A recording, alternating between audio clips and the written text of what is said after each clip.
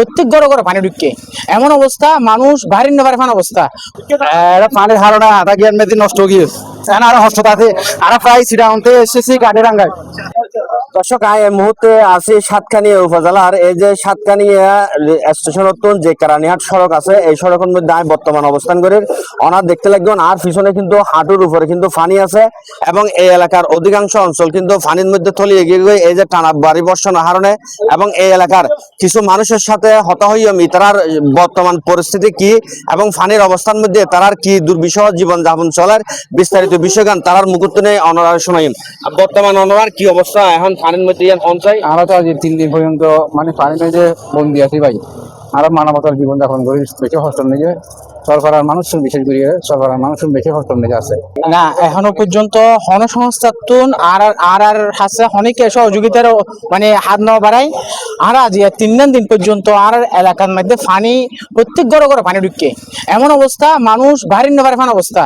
মানে সৌরভ কলের আরো বেশি টেনশন চলে গিয়ে এই সৌরভ মেয়েভকল ভাইয়াকল হরে যাব বুঝিন না পারি এমন অবস্থা।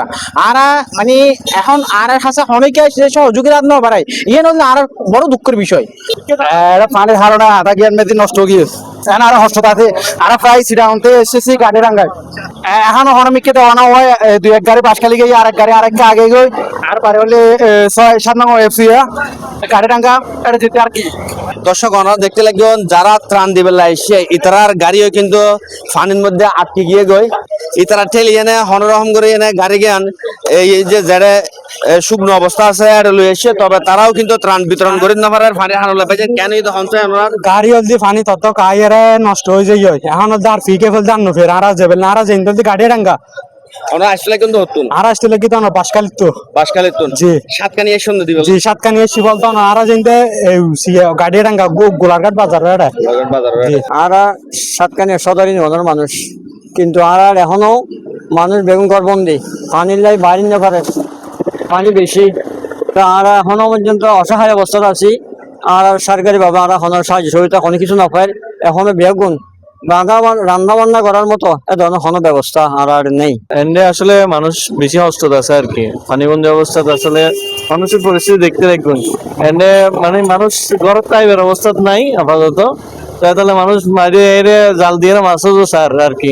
দর্শক ওনারা দেখতে লাগবেন এড়ে যারা স্থানীয় মানুষ আছে ইতার সাথে হত হয়ে এড়ে কিন্তু রাস্তা কিন্তু লোকালয়তুন অনেক উঁচু এবং রাস্তার যদি হাঁটু পরিমাণ পানি হয় এবার হমিয়ে কিন্তু এই হাঁটু পরিমাণ পানির মধ্যে এসে দেয়।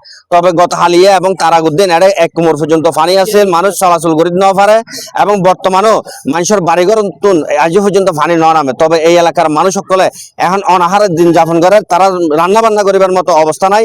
এখনো পর্যন্ত সরকারি বেসরকারি ভাবে হন জায়গাতুন ইতারার হাতে সাহায্য সহযোগিতা নোয়াইয়ে, তবে এই এলাকার মানুষের আবেদন হইল দিয়ে যারা সাহায্য সহযোগিতা করে যাতে এই এলাকা তাই এনে কিছুটা মানুষের পাশে দাঁড়ায়।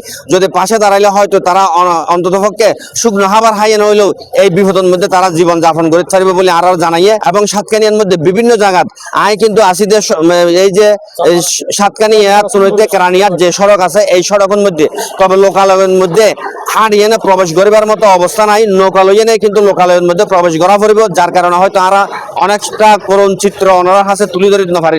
তবে এই এলাকার যদি বিভিন্ন মানুষের যে দান করার যে ত্রাণ সহযোগিতা করার এলাকায় এলাকায় যদি ত্রাণ সহযোগিতা করলে তাহলে মানুষ সকলে কিছুটা হানা হাই এনে তারা জীবনগান রক্ষা করতে পারিব।